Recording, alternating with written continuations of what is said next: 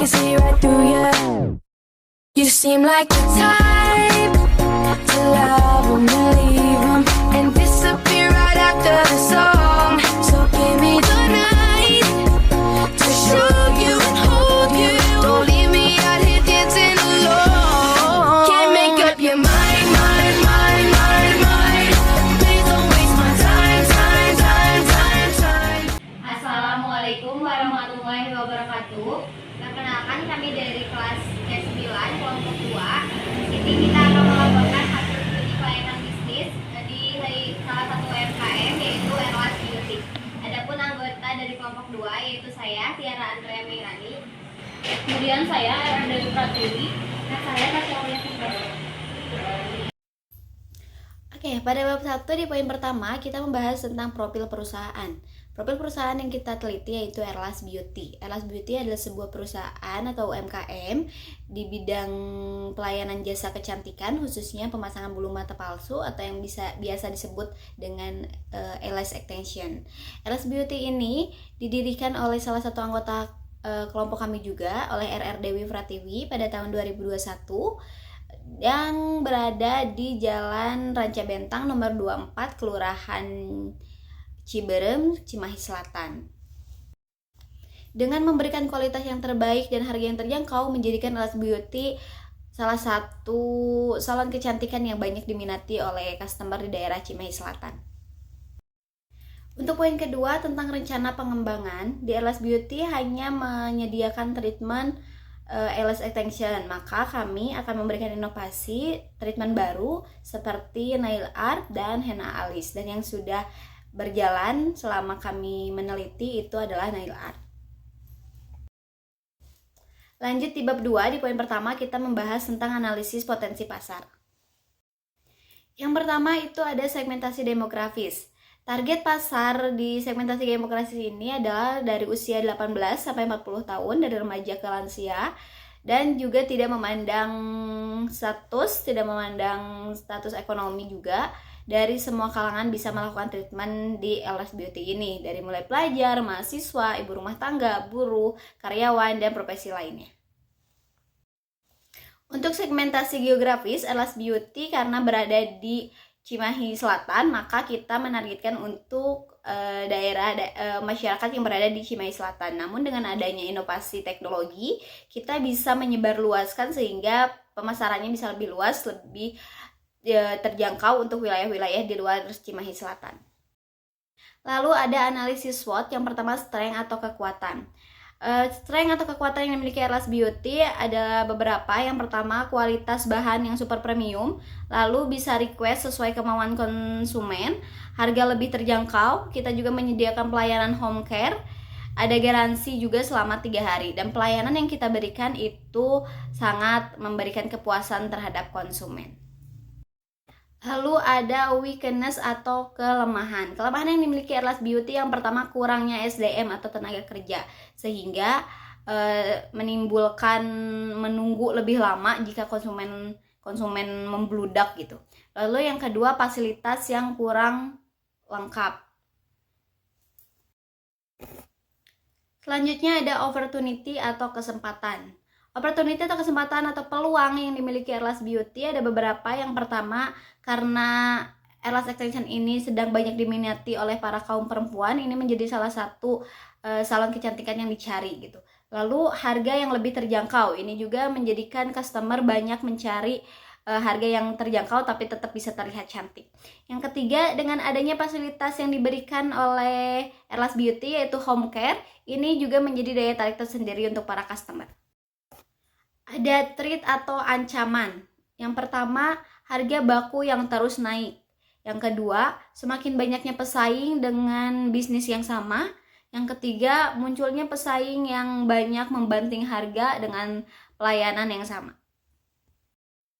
Lanjut, ada strategi pemasaran. Yang pertama ada strategi produk. Strategi produk yang dimiliki oleh Erlas Beauty yaitu berfokus pada inovasi dan perkembangan. Elas Beauty memiliki keinginan untuk kepuasan pelanggannya, maka dari itu produk yang diberikan kepada pelanggan itu terus berkembang dan terus berinovasi dan tetap memastikan keamanan. Apakah produk yang digunakan oleh customer itu aman atau tidak saat digunakan. Strategi penetapan harga yang dimiliki oleh Elas Beauty itu tetap mengutamakan kualitas namun juga dengan harga yang bersaing dengan pesaing lainnya agar harga kita lebih murah. Lalu ada strategi harga. Strategi penetapan harga di Elas Beauty untuk menjaga daya saing itu tetap memberikan harga yang rendah, yang terjangkau, namun juga memberikan keuntungan untuk Elas Beauty. Tapi dengan kualitas yang terbaik. Lalu ada beberapa pelayanan atau keuntungan yang diberikan Elas Beauty terhadap customernya, yaitu seperti diskon bulanan, adanya diskon berkala, dan juga program royalty card. Loyalty card ini seperti mendapatkan diskon 15% setelah 3 kali kunjungan, lalu ada diskon 20% setelah 6 kali kunjungan, lalu ada treatment gratis untuk customer yang sudah 10 kali kunjungan ke Elas Beauty. Penjelasan selanjutnya akan dilanjutkan oleh saya. Di sini ada strategi promosi. Elas Beauty melaksanakan strategi promosi yang intensif melalui platform media sosial seperti Instagram dan WhatsApp. Selain itu, perusahaan juga aktif dalam promosi dengan metode rekomendasi mulut ke mulut dan penggunaan iklan spanduk. Upaya promosi ini diperkuat dengan layanan penerapan program kepuasan pelanggan dan penawaran diskon dengan tujuan untuk meningkatkan visibilitas layanan jasa yang berkualitas tinggi di mata konsumen. Selain itu, fokus utama perusahaan adalah pada pembentukan citra perusahaan dan jasa yang dikenal dengan menyediakan layanan Elas berkualitas tinggi dengan harga yang terjangkau. Kemudian yang terakhir ada strategi saluran distribusi. Pentingnya suatu penempatan usaha lokasi distribusi akan menentukan organisasi untuk meningkatkan pertumbuhan usahanya. Lokasi yang salah akan mengakibatkan perjalanan usaha menjadi terhambat. Kebersihan serta fasilitas yang lengkap juga menjadi perhatian khusus bagi Elas Beauty. Selain strategisnya lokasi usaha yang dipilih untuk melakukan pelayanan Elas, dan Elas Beauty juga menyediakan facial bed yang nyaman agar pemasangan bulu mata lebih nyaman serta konsumen bisa merasakan kenyamanan dan kepuasan dalam melakukan treatment di Elas Beauty. Poin selanjutnya ada job description. Karyawan Elas Beauty memiliki beberapa job desk, diantaranya yaitu memasang eyelash, terapis lash lift, naillist, home care, melakukan stock of name bahan baku. Yang keenam, memberikan informasi terkait promosi, membuat konten terkait jasa, dan menjaga kebersihan studio Elas Beauty. Kemudian ada job specification. Yang pertama ada identifikasi kebutuhan. Elas Beauty memulai proses rekrutmen dengan teliti, menggali kebutuhan khusus untuk mengisi posisi yang dibutuhkan di perusahaan ini. Mencakup pemahaman mendalam tentang peran, tanggung jawab, dan kontribusi yang diharapkan individu yang akan mengisi posisi tersebut.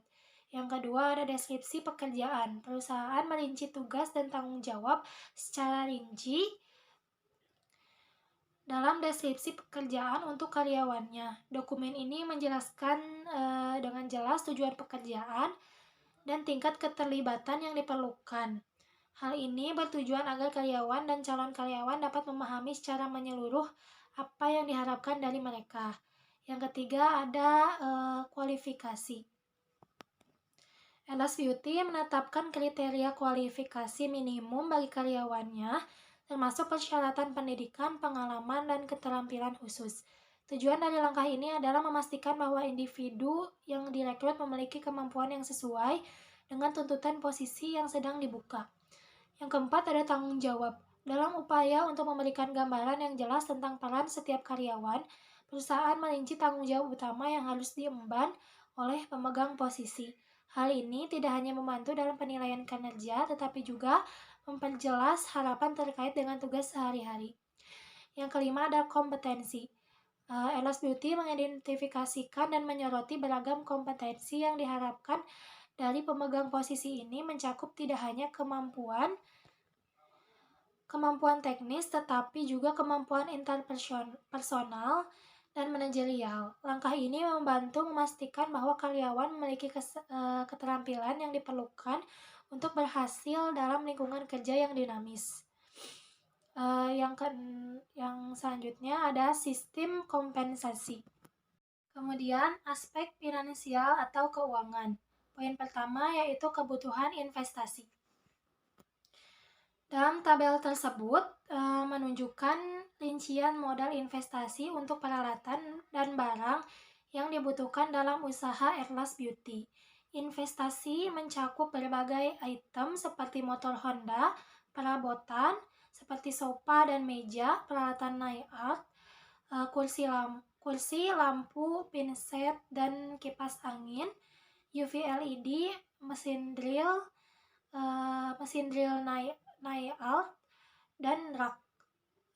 Total modal investasi pada tahun 2023 adalah sebesar 25.225.000 dengan proyeksi peningkatan hingga mencapai 34.450.000 rupiah pada tahun 2007. Selanjutnya, analisis kelayakan investasi. Yang pertama yaitu payback period atau PP. Dalam analisis PP, investasi ini mengembalikan modal dalam waktu 1 tahun 1 bulan, lebih cepat dari waktu investasi yang diharapkan, menandakan kelayakan investasi. Kemudian perhitungan PP mempertimbangkan arus kas bersih dan kumulatif dari tahun ke tahun. Kemudian yang kedua yaitu Profitability Index atau PI. Indeks profitabilitas menunjukkan bahwa setiap unit mata uang yang diinvestasikan menghasilkan keuntungan sebesar 2.739,89 perak yang jauh lebih besar dari 1. Menunjukkan kelayakan investasi. PI dihitung dengan membandingkan nilai sekarang dari arus kas bersih dengan nilai investasi awal. Kemudian selanjutnya Net Present Value atau NPV, yaitu nilai present value positif menunjukkan bahwa nilai sekarang dari arus kas bersih melebihi nilai investasi awal, menandakan kelayakan investasi. Selanjutnya dalam hal ini NPV adalah sebesar 730.769.330 rupiah, menunjukkan bahwa investasi menghasilkan nilai tambah. Kesimpulannya, berdasarkan analisis PP, PI, dan NPV, investasi ini layak untuk dilakukan karena menghasilkan pengembalian modal yang cepat, memiliki indeks profitabilitas yang tinggi, dan memberikan NPV yang positif. Selanjutnya, tabel internal rate of return atau IRR. Ini memberikan gambaran tentang kelayakan investasi dengan membandingkan nilai arus kas bersih dari proyek yang dengan biaya modal atau tingkat bunga yang digunakan. Yang pertama, arus kas bersih dan arus kas kumulatif. Tabel ini menunjukkan arus kas bersih pada tiap tahun dan kumulatifnya dari tahun ke tahun. Kemudian, present value interest factor, yaitu merupakan faktor pengali yang digunakan untuk menghitung nilai sekarang dari arus kas masa depan dengan menggunakan tingkat diskonto tertentu. Dalam kasus ini yaitu 18%. Kemudian selanjutnya NPV yaitu net present value menunjukkan nilai sekarang dari arus kas bersih dikurangi biaya modal, yaitu NPV dihitung pada tingkat bunga 18% ya, dan menunjukkan apakah investasi tersebut menghasilkan nilai positif atau negatif. Dalam kasus ini NPV adalah 664.911.056 rupiah, yang positif menunjukkan bahwa proyek ini menghasilkan keuntungan. Kemudian selanjutnya bunga 14% dan NPV 1. Tabel ini menunjukkan NPV pada tingkat bunga 14%. NPV 1 adalah Rp730.769.330 yang lebih tinggi dari NPV pada tingkat bunga 18%, menunjukkan bahwa proyek ini lebih menguntungkan pada tingkat bunga yang lebih rendah. Perhitungan internal rate of return, yaitu IRR, adalah tingkat bunga yang membuat NPV sama dengan 0. Dalam kasus ini, IRR dihitung sebagai 16,46% yang menunjukkan bahwa tingkat pengembalian dari investasi ini adalah 16,46%. Kesimpulan dari IRR yang diperoleh 16,46% berada di antara NPV pada tingkat bunga 14% dan NPV pada tingkat bunga 18%, menunjukkan bahwa investasi ini layak dilakukan karena menghasilkan nilai positif dan tingkat pengembalian yang lebih tinggi dari tingkat diskonto. Kemudian selanjutnya tabel di atas adalah tentang titik impas atau break even point atau BEP yang mengindikasikan jumlah unit produk yang harus terjual agar perusahaan tidak mengalami kerugian. BEP dapat dihitung dalam unit produk atau dalam rupiah. Untuk menghitung BEP dalam unit, total biaya tetap dibagi dengan selisih antara harga jual per unit produk dan biaya variabel per unit. Sedangkan untuk menghitung BEP dalam rupiah, total biaya tetap dibagi dengan margin kontribusi per unit, kemudian hasilnya dikalikan dengan harga jual per unit. Dalam tabel tersebut terdapat biaya tetap yang mencakup biaya overhead pabrik, biaya administrasi umum, dan biaya penjualan. Biaya variabel terdiri dari biaya bahan baku dan biaya tenaga kerja langsung. Unit, produk, dan biaya variabel per unit juga disajikan di dalam tabel. Dari perhitungan tersebut, titik impas dalam unit produk berkisar antara 545 hingga 878 unit, sedangkan dalam rupiah berkisar antara 55.590.227 rupiah hingga 178.252.414 rupiah, tergantung pada volume produksi dan margin kontribusi per unit. Ini memberikan gambaran kepada manajemen perusahaan tentang seberapa banyak produk yang harus dijual untuk mencapai titik impas dan mulai menghasilkan keuntungan. Mungkin sekian yang saya dapat sampaikan. Mohon maaf apabila banyak kesalahan. Terima kasih atas perhatiannya. Wassalamualaikum warahmatullahi wabarakatuh. Demikian hasil laporan studi kelayakan bisnis dari kelompok kami. Mohon maaf bila ada kesalahan. Wassalamualaikum warahmatullahi wabarakatuh.